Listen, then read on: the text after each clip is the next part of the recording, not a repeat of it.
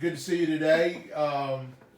Today we just kind of hit something that I think that we both have seen a lot is that brand comes to you and says, look, we have our agreements in place with our distributors. We've got MAP agreements all in place. We got stuff on our website and etc. But we can't stop people from violating all this. Despite all of that, what do I do?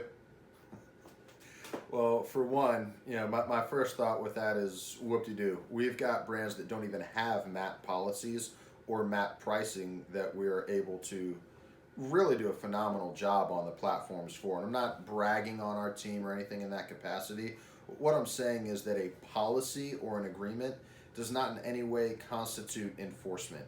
You can have, or for example, in Florida where I live, there's a lot of counties who have these red light cameras up now. And in some counties, they've been removed because attorneys were able to challenge and say, hey, you can't prove who was driving the car and everything else. And everywhere you've gone, these things have come under scrutiny. But at the end of the day, it was the drivers or the violators that were running these red lights in the first place that were given the responsibility of defending it. Now, obviously, consult an attorney, but if you think that you've got a good trademark, i.e. a good stoplight or a good speed limit sign, you probably are in a good place to at least get started. Now, if you've gone the extra mile and you've got spent the time, spent the money on real legal, you've got phenomenal distribution agreements, reseller agreements, MAP policies, everything else, those aren't going to do you any good unless you're actually enforcing it. It's like putting in stoplights and speed limit signs, but not having any traffic cops to go out there and actually enforce them. You physically have to have the capability to go out and hold the violators responsible. Otherwise, it doesn't matter what policies or laws you put in place. A land without law enforcement is a lawless land.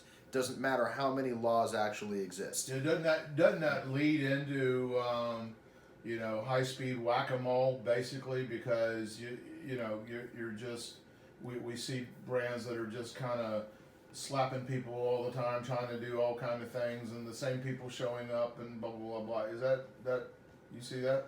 I see it quite a bit. I also see that it creates a lot of issues when the brand does turn a corner and actually get serious about enforcing, because the brand has now lost all credibility. It's like the signs on the side of the road that say your speed is 45, speed limit 35, please slow down.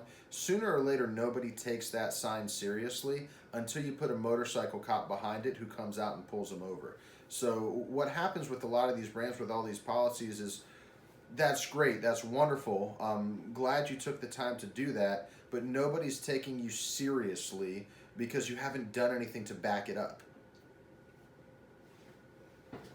Well, so let's talk about that. I mean, so we sometimes throw around the term street cred. So how do I get street cred as a brand? Just point blank.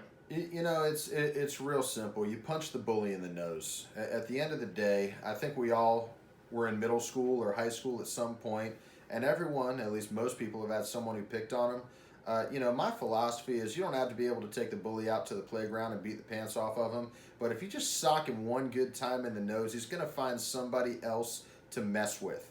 Now, if you're tough enough, or if you got a big brother who's tough enough that can come in and take care of that situation for you, what you're going to find is that bully is going to leave you alone, and everybody else in the school is going to start taking you seriously as well. It gives you that street credibility. You actually have to go after and hold these violators accountable and show them that you're not going to let them trample your rights or your company's rights. If you do that and hold firm to it, you'll start to build credibility as a brand. But there's ways to do it in a streamlined, cost-effective, and accurate manner that a lot of companies are really able to get ahead of the game with, because it can be expensive if you're not doing it right, and it can also be ineffective if you're working with teams that don't know what they're doing. How come more brands don't do that? It's you can't fix stupid, I guess would be my only answer. Sometimes they're too big to get out of their own way. Sometimes they're too small to think big enough. Gotcha. Well, and I don't know, you know, it's stupid. I don't know is maybe the right term, but nevertheless is that I said I do see with a lot of big brands. They're a big ship. They've done stuff for a long time, and it's hard to turn that corner with that. But what you're saying is that if they bite that bullet, get the street credibility out there, they can clean up their channels pretty quickly. Is that right? Yeah, that's what I've seen across the board.